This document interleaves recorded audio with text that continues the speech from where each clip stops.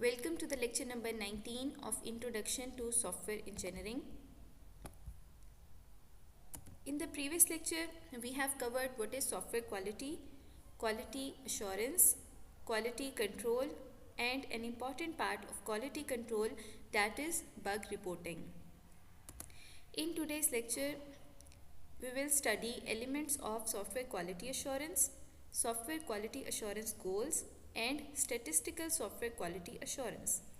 The aim of previous lecture was to provide you the basic concepts of software quality, quality assurance, and quality control. Now when you are familiar with these terms, we will have a detailed discussion on these three topics. The first topic we have is elements of software quality assurance. Here you can see there are different elements such as standards, reviews and audits, testing, error or defect collection and analysis, change management, education, vendor management, security management, safety, and risk management.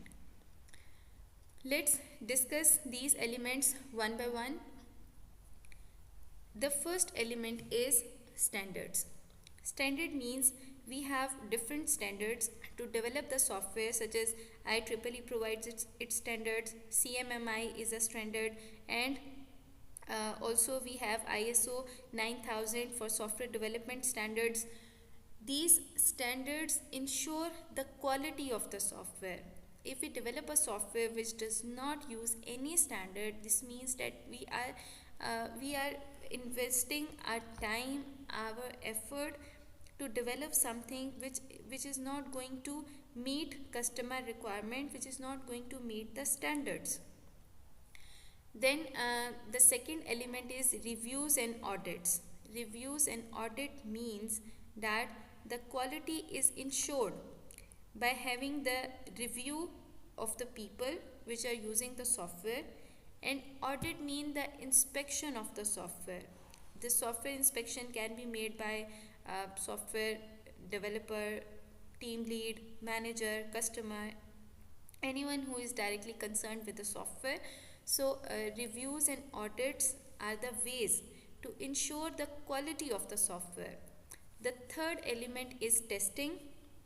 As we have already studied different type of testing, we studied development testing, we studied the release testing, and user testing. These three are the stages of testing. So these stages of testing are used to ensure the quality of the software. Ultimately, we ensure that what the software product is developed ensure the customer's need. Then the fourth element is defect collection and analysis. ये जो defect collection and analysis वाला phase है, ये आपको ये बताता है कि सॉफ्टवेयर में जितने भी डिफेक्ट हैं उनको कलेक्ट किया जाए और उन पे एक एनालिसिस परफॉर्म किया जाए और उन डिफेक्ट्स को रिमूव करने की कोशिश की जाए with in the software development process. Here you can see that the word error is written. Error is a human mistake. कोई भी मिस्टेक जो कि एक सॉफ्टवेयर प्रोसेस लाइफ साइकिल में या डेवलपमेंट लाइफ साइकिल में किसी ह्यूमन बीइंग की वजह से इंट्रोड्यूस हुई है, हम उस एरर को कलेक्ट करेंगे और उन एरर को एनालिसिस करने के बाद रिजॉल्व करने की कोशिश करेंगे. Also we have another element that is change management. Change management means that if there is any change which is required by the customer in the software, अगर आपका कस्टमर ये कोई एक फ़ीचर उसमें नया इंट्रोड्यूस करवा देता है या किसी एक फ़ीचर के बारे में ये कहता है कि मुझे अपने सॉफ्टवेयर प्रोडक्ट में अब नहीं चाहिए, तो इन तमाम चेंजेस को एफिशिएंटली या क्वालिटी वाइज हैंडल करना भी सॉफ्टवेयर क्वालिटी अश्योरेंस का एक पार्ट है, एक एलिमेंट है. Now we are at the practices of software quality assurance. These practices include the education. Software quality assurance team में जितने भी लोग काम कर रहे हैं जो कि सॉफ्टवेयर की क्वालिटी को अश्योर करते हैं, उन्हें प्रॉपर एजुकेशन प्रोवाइड की जाए. या उन्हें प्रॉपर ट्रेनिंग दी जाती है जिसके थ्रू उन्हें पता है कि सॉफ्टवेयर की क्वालिटी को किस तरह से अश्योर किया जाए. So education becomes part of the elements of software quality assurance. Then vendor management. If you developed a software but the vendor did not uh, introduce it in the market in a better way or a proper way, तो vendor management भी software quality assurance का एक element बन जाता है कि आपने late से एक प्रोडक्ट डेवलप की, अब वेंडर उसको किस तरीके से मैनेजमेंट की प्रॉपर मैनेजमेंट के थ्रू मार्केट में इंट्रोड्यूस करवाएगा और उसकी क्वालिटी को इंश्योर करेगा. Then we have security management. Security management का मतलब ये है कि आपका सिस्टम इस तरह से डेवलप होना चाहिए जो कि मिसयूज़ नहीं हो, जिसको हैकर्स उसमें डिफरेंट वायरसेस या डिफरेंट ऐसी एक्टिविटीज़ इंट्रोड्यूस ना करवाएं जिससे उस सिस्टम को हार्म पहुँचे. तो सिक्योरिटी मैनेजमेंट भी सॉफ्टवेयर क्वालिटी अश्योरेंस का एलिमेंट है. Also comes another element of software quality assurance which is safety. Safety means कि ज़रूरी नहीं कि आप अब जो सॉफ्टवेयर प्रोडक्ट पे काम कर रहे हो वो आपके कंप्यूटर पे चले, बल्कि वो सॉफ्टवेयर प्रोडक्ट किसी भी एम्बेडेड सिस्टम का पार्ट हो सकता है या वो किसी भी आर्मी मिलिट्री सिस्टम का पार्ट हो सकता है.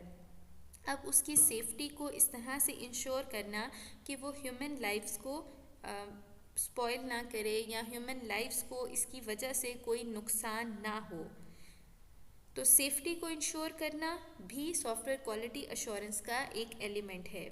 The last element we have in the software quality assurance is risk management. Risk management क्यों इंट्रोड्यूस करवाया गया? ताकि जितने भी रिस्क उस सॉफ्टवेयर प्रोडक्ट में इन्वॉल्व हों उनको मिनिमाइज़ किया जाए या उनको ख़त्म करने की कोशिश की जाए. रिस्क के बारे में हम सॉफ्टवेयर डेवलपमेंट प्रोसेस में ऑलरेडी पढ़ चुके हैं. आपको स्पाइरल मॉडल याद होगा जिसका एक फेज़ था जिसमें रिस्क हैंडलिंग परफॉर्म की जाती है. This is the best model we have for the risk handling. और रिस्क किसी भी तरह का हो सकता है. It can be related to time, it can be related to the cost, it can be directly related to the other aspects of the software. So the risk management is introduced in the SQA process in order to minimize these risks. अगर उसमें risk कम होंगे तो इसका मतलब ये है कि software की क्वालिटी को इंश्योर किया गया है या सॉफ्टवेयर क्वालिटी मीट कर रहा है. Then another topic we will study in this lecture is role of the SQA group. SQA हमने जिस तरह से पहले स्टडी किया था लास्ट लेक्चर में कि ये एक डेवलपर परफॉर्म नहीं करता. ये एक्टिविटीज़ सॉफ्टवेयर क्वालिटी एश्योरेंस की एक्टिविटीज़ को टेस्टर परफॉर्म नहीं करेगा, रिक्वायरमेंट इंजीनियर परफॉर्म नहीं करेगा, बल्कि सॉफ्टवेयर क्वालिटी एश्योरेंस की एक्टिविटीज़ को परफॉर्म करने के लिए एक टीम एग्जिस्ट करती है. एक मैनेजमेंट टीम इन एक्टिविटीज़ को साथ साथ कैरी करती है, पैरेलल में सॉफ्टवेयर डेवलपमेंट प्रोसेस के एग्जीक्यूट करती है. We can see the different aspects of roles which are introduced by the SQA group. The first role is to prepare an SQA plan for the project. सबसे पहली चीज़ software quality assurance plan बनाना है और इस plan में क्या चीज़ें include होंगी? एवेल्युएशंस, audits and reviews, standards जो कि प्रोजेक्ट पे अप्लाई किए जा सकते हैं, प्रोसीजर, एरर रिपोर्टिंग और ट्रैकिंग किस तरह से की जाएगी, डॉक्यूमेंट्स भी SQA ग्रुप की जो प्लान वो बना रहे हैं किसी भी प्रोजेक्ट का वहाँ पर प्रोड्यूस किए जाते हैं और सॉफ्टवेयर प्रोजेक्ट टीम से एक फीडबैक भी कलेक्ट किया जाता है. तो ये तमाम चीज़ें SQA प्लान में इंक्लूड होंगी. Then the SQA group participates in the development of the project software process description. अब ज़रूरी नहीं कि सॉफ्टवेयर क्वालिटी अश्योरेंस टीम जो है या ये जो ग्रुप है इसने सिर्फ एक प्लान बना दिया और इस प्लान के बनाने के बाद वो डेवलपमेंट प्रोसेस में इन्वॉल्व नहीं होगी, बल्कि ये बात यहाँ पर आप देख सकते हो कि SQA ग्रुप डेवलपमेंट के प्रोसेस के दौरान एग्जिस्ट कर रही है और वो साथ साथ तमाम एक्टिविटीज़ अपनी क्वालिटी को अश्योर करने के लिए पैरेलल में चला रही हैं। जिस तरह SQA group reviews the process description for compliance with organisational policy, internal software standards, externally imposed standards and other parts of the software project plan. कौन से स्टैंडर्ड्स यूज़ करने चाहिए, कौन सी क्या प्रोसेस होगा जिसके थ्रू आपका सॉफ्टवेयर बनाया जाना चाहिए, डेवलप किया जाना चाहिए, ताकि वो कस्टमर की नीड्स को फुलफ़िल कर सके। सॉफ्टवेयर क्वालिटी अश्योरेंस की अगर मैं आपको इस ग्रुप को आइडेंटिफाई करने के लिए या इसको एग्ज़ाम्पल पे कोट करने के लिए मैं आपको यहाँ पर इस तरह की एग्ज़ाम्पल दे सकती हूँ। जैसे लेट से एक आर्किटेक्ट है जिसने एक घर का आर्किटेक्चर बनाया है। अब इस आर्किटेक्चर के थ्रू उसने एक प्लान बनाया और वो प्लान बना के उसने जो भी वहाँ पर एम्प्लॉयज़ काम कर रहे थे, जो भी वर्कर्स थे, लेबर थी, उसको वो प्लान दे दिया। अब प्लान देने के बाद ये नहीं कि जो SQA ग्रुप था या वो जो आर्किटेक्ट था जिसने वो आर्किटेक्चर बनाया वो खामोशी से बैठ गया, बल्कि उसने साइट पर जाकर उस प्लान को इंश्योर किया।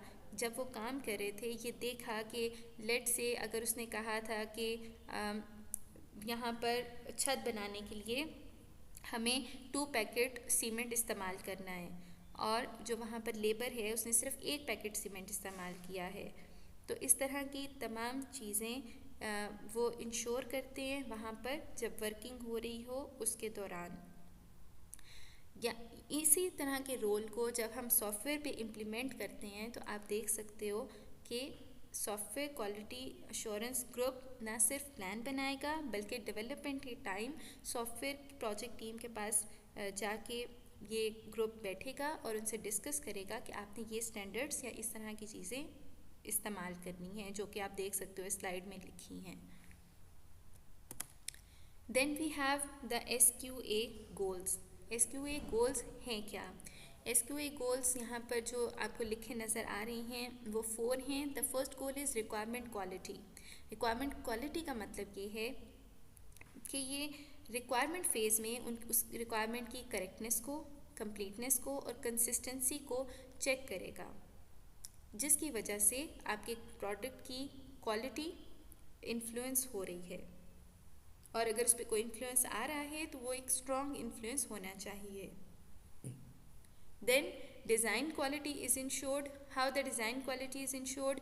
Every element of the design model should be assessed by the software team to ensure that it exhibits high quality and that the design itself conforms to requirement. In the design phase, we studied multiple UML diagrams. We also studied grass patterns. We also covered the architectural patterns, and you applied these all patterns or models in your project. The purpose of applying these architectural pattern or UML diagram is just not to put anything in the document but also ensure the quality. आपने जो architectural pattern client servlet से use किया है या MVC आपने use किया है वो आपके प्रोडक्ट की क्वालिटी को इंश्योर कर रहा हो। ऐसा नहीं हो कि अगर ये प्रोडक्ट लेट से पाइप एंड फिल्टर के थ्रू डेवलप हो तो हाई क्वालिटी का प्रोडक्ट हो, लेकिन जो आर्किटेक्चरल पैटर्न आपने सेलेक्ट किया है उसके थ्रू इसकी क्वालिटी कॉम्प्रोमाइज़ हो गई है। क्यों? क्योंकि सिर्फ आपको ये वाला पैटर्न यूज़ करना आ रहा था या आपने बाकी पैटर्न्स को एनालाइज नहीं किया कि उनके साथ सिस्टम की परफॉर्मेंस कितनी अच्छी हो सकती है या उसकी क्वालिटी अच्छी हो जाएगी। Then the software quality assurance goal is to ensure the code quality. Source code and related work products must conform to the local coding standards and exhibit characteristics that will facilitate the maintainability. Code करने के लिए भी coding standards को ensure किया जाए, number 1। Number 2, उन code के through maintainable system develop किया जाए या मेंटेनेबल सॉफ्टवेयर डेवलप किया जाए। क्यों?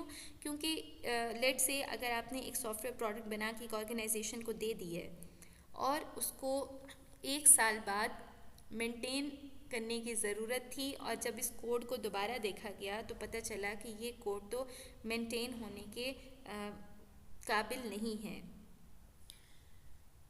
So the problem comes in the maintainability phase. अब इस फेज़ को कैरी करने के लिए या सॉफ्टवेयर को मेंटेन करने के लिए हमें ऐसा कोड यूज़ करना चाहिए जो मेंटेनेबिलिटी भी प्रोवाइड कर सकता हो। And then the software quality assurance goal is to have the quality control effectiveness. A software team should apply limited resources in a way that has the highest likelihood of achieving a high quality result. अब आप जिस तरह से जानते हो कि software quality assurance एक process है जिसके थ्रू एट द एंड हमें क्वालिटी कंट्रोल को इंश्योर करना है, हमें ये देखना है कि इस प्रोडक्ट में ये क्वालिटी अचीव हो रही है या नहीं। तो ये बात क्वालिटी कंट्रोल की इफ़ेक्टिवनेस को जो आप देख रहे हो यहाँ पर लिखी हुई नज़र आ रही है, वो इसलिए क्योंकि क्वालिटी कंट्रोल तभी इफ़ेक्टिव होगा जब आपने सॉफ्टवेयर क्वालिटी एश्योरेंस को ठीक तरीके से कैरी किया होगा या ठीक तरीके से एग्जीक्यूट किया होगा। अगर आप एक सॉफ्टवेयर डेवलपर हो या आप एक टीम का हिस्सा हो SQA ग्रुप का, और आपने क्वालिटी को SQA प्रोसेस को ठीक तरीके से इम्प्लीमेंट नहीं किया, जब आप उसे ठीक तरीके से इम्प्लीमेंट नहीं करोगे तो उसका डायरेक्ट इफेक्ट आप सॉफ्टवेयर क्वालिटी कंट्रोल फेज़ में देखोगे। तो उसको इफेक्टिव बनाना भी SQA गोल का एक पार्ट है। Then the third topic is statistical SQA. Statistical SQA is basically related to the measurements. ये measurements क्या हैं? An understanding of how to improve the quality. जब हमें क्वालिटी को इम्प्रूव करना हो तो उसके लिए हम प्रोडक्ट या फिर प्रोसेस के साथ कुछ मेजरमेंट्स असाइन कर देते हैं। यहाँ पर अगर आप ये स्लाइड ऑब्ज़र्व करें तो एक पॉइंट आपको नज़र आएगा स्टैटिस्टिकल SQA की जो जिस्ट है वो है परेटो प्रिंसिपल, जो कि ये कहता है कि 80% डिफेक्ट सॉफ्टवेयर में ट्रैक किए जा सकते हैं या उन्हें हम ट्रेस कर सकते हैं। किस वजह से? जब हम उनके 20% कॉजेज़ को आइडेंटिफाई कर लें। अब ये जो स्टैटिस्टिकल SQ है ये इस पॉइंट पे बेस कर रहा है कि हमने वो 20% कॉजेज़ आइडेंटिफाई करने हैं जिसकी वजह से 80% डिफेक्ट एक सॉफ्टवेयर का पार्ट बन रहे हैं। अगर हम उन 20% कॉजेज़ को आइसोलेट कर दें या उन्हें आइडेंटिफाई कर दें तो जो वो 80% डिफेक्ट्स हैं वो मिनिमाइज़ हो जाएंगे, वो कम हो जाएंगे। अब अगर हम इस स्लाइड को शुरू से पढ़ना शुरू करें तो यहाँ पर आप देखोगे कि लिखा है information about software error and defect is collected. Statistical SQA का पहला स्टेप है कि जितने भी एरर्स और डिफेक्ट्स हैं उनकी इन्फॉर्मेशन कलेक्ट कर ली जाती है। उसके बाद an attempt is made to trace each error and defect to its underlying cause, और उस डिफेक्ट की, उस एरर का जो अंडरलाइंग कॉज है हम उसको आइडेंटिफाई करते हैं। अब ये कॉजेज़ क्या हो सकते हैं? ये कॉजेज़ हो सकते हैं कि हमने जो स्पेसिफिकेशन कस्टमर से ली थी उसके मुताबिक आपका सॉफ्टवेयर नहीं बना, या फिर डिज़ाइन फेज़ में कोई एरर है, स्टैंडर्ड्स वायलेट हुए हैं, स्टैंडर्ड्स आपने सही यूज़ नहीं किए, या कम्युनिकेशन कस्टमर के साथ ठीक तरीके से नहीं हुई। तो ये वो कॉमन कॉजेज़ हैं जिसकी वजह से एक सॉफ्टवेयर में डिफेक्ट इंट्रोड्यूस हुआ है। अब इस प्रिंसिपल के थ्रू 80-20 प्रिंसिपल के थ्रू 80% डिफेक्ट्स 20% कॉजेज़ की वजह से आपके सिस्टम में या सॉफ्टवेयर में इंट्रोड्यूस करवाए जाते हैं। अगर हम उन 20% कॉजेज़ को आइडेंटिफाई कर लें और उन्हें करेक्ट कर लें तो हमारे पास जो डिफेक्ट्स हैं वो मिनिमाइज़ हो जाएंगे, वो कम से कम हो जाएंगे। तो इस प्रिंसिपल पे स्टैटिस्टिकल SQA काम करती है। एक और कॉन्सेप्ट जो कि रिलेटेड है सॉफ्टवेयर क्वालिटी से, that is 6 sigma. 6 sigma basically derive हुआ है 6 स्टैंडर्ड डेविएशन से, जिसका मतलब ये है कि 3.4 इंस्टेंसेस पर मिलियन अक्रेंस। अगर इसको एक वर्ड में डिफ़ाइन किया जाए तो 6 सिग्मा एक ऐसा प्रोसेस है जिसके थ्रू सॉफ्टवेयर की क्वालिटी को इंक्रीज़ किया जाता है या इन्हेंस किया जाता है। क्यों? क्योंकि 1 मिलियन में सिर्फ 3.4 इंस्टेंसेस हैं जो कि इंट्रोड्यूस हो रहे हैं। इसका अगर मैं आपको इसी सिक्स सिग्मा की एक एग्जांपल दूं, लेट्स से आप एक प्रोजेक्ट पे काम कर रहे हैं कंपनी के साथ, और इस कंपनी में प्रोजेक्ट पे जिस प्रोजेक्ट पे काम कर रही है वो कार्स का प्रोजेक्ट है।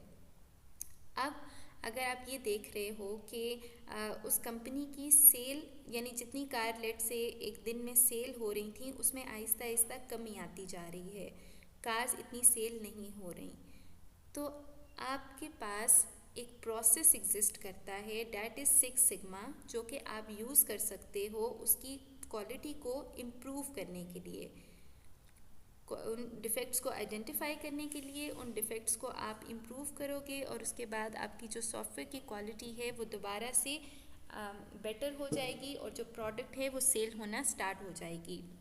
तो सिक्स सिग्मा मेथोडोलॉजी का जो 2 फेजेस होते हैं इसके, या 2 स्ट्रेटजीज़ होती हैं जो यूज़ की जाती हैं। पहली स्ट्रेटजी है जो कि आप यहाँ पे देख रहे हो, डिफ़ाइन, मेजर, एनालाइज, इम्प्रूव और कंट्रोल पे डिपेंड कर रही है। और जो दूसरी स्ट्रेटजी है इसकी वो DMADV पे बेस करी है। ये स्ट्रेटजी आप सेल्फ स्टडी करेंगे, और जो ऊपर वाली स्ट्रेटजी है इसको हम एक दफ़ा गो थ्रू करते हैं। Let's define the stages of this phase or this strategy. The first point is to define the customer requirements and deliverables and project goal via well-defined methods of customer communication. इस point का मतलब ये है कि जितनी भी customer के requirements हैं, कस्टमर से कम्युनिकेट करने के बाद जो उसके डिलीवरेबल्स हैं, जो इस प्रोजेक्ट के गोल हैं, वो सब हम डिफ़ाइन कर देते हैं। लेट्स से जिस कार की एग्जांपल की, जिस प्रोजेक्ट की मैं बात करी थी सिक्स सिग्मा के स्टार्ट में, हम उसको एक दफ़ा दोबारा से रिकॉल करते हैं, या मैं इसको दोबारा से आपको बताती हूँ, जिसकी बेस पे हम इन तमाम स्टेप्स को स्टडी करेंगे। Again the example is you are at a project team and this project team develops the car, और इन कार की या इस कार की जो मैन्युफैक्चरिंग है इस प्रोजेक्ट टीम के थ्रू हो रही है। लेकिन प्रॉब्लम ये आया कि ये कार जो डेली बेसिस पे 1000 मॉडल इसके सेल होते थे, अब सिर्फ 200 मॉडल सेल हो रहे हैं। हम इस प्रोसेस को, इसकी क्वालिटी को इम्प्रूव करना चाह रहे हैं थ्रू सिक्स सिग्मा। तो सबसे पहला स्टेप क्या होगा? सबसे पहला स्टेप ये होगा कि हम कस्टमर की रिक्वायरमेंट को डिफ़ाइन करेंगे। Now to define the customer requirement, we know customer needs a car, but what actually the problem is in the car is the wipers the car is using. उनकी functionality या उनकी working जो है वो ठीक नहीं है, जिसकी वजह से अब ये सॉफ्टवेयर, अब ये जो कार की जो प्रोडक्ट है वो सेल नहीं हो रही। हमने इसको डिफ़ाइन कर लिया। डिफ़ाइन करने के बाद सेकंड फेज़ हमारे पास मैयर का है। मैयर में हम क्या करते हैं? We measure the existing process and its output to determine the current quality performance. हम एक वक्त पे उस सॉफ्टवेयर की क्या परफॉर्मेंस है उसको हम मैयर कर लेते हैं। अब इसी कार की एग्जांपल को अगर हमें मैयर करना हो तो हम देखेंगे कि कितनी कार्स डेली मैन्युफैक्चर हो रही हैं, और मैन्युफैक्चर होने के बाद मैन्युफैक्चरिंग उसी हिसाब से होगी ना जिस हिसाब से कार सेल्स हो रही होती हैं। तो अगर कार कम सेल हो रही हैं तो हम उसको उसी हिसाब से मैन्युफैक्चर करेंगे। उसके अलावा कुछ और मैट्रिसेस ऐसे हैं जो कि यूज़ किए जाते हैं मैयर करने के लिए, such as time taken to assemble the car, number of wipers attached in a day, time taken for attaching the wipers, और number of defects detected from each machine. Then we analyze. The third step is to analyze the defect matrices and determine the vital few causes. अब जब हम इसको analyse करते हैं तो analyse करने के दौरान हम मुख्तलिफ फैक्टर्स को देखते हैं। जब हम देख रहे हैं कि कार की सेल कम हो रही है, कार की मैन्युफैक्चरिंग कम हो रही है, then we goes to the manufacturing phase, और वहाँ हम एनालाइज करते हैं कि एक मशीन ऐसी है जो कि वाइपर्स को अटैच करी है, या जो वाइपर्स के थ्रू कार को असेंबल करी है वो ठीक से काम नहीं कर रही, जिसकी वजह से कार के वाइपर्स में प्रॉब्लम आ रहा है।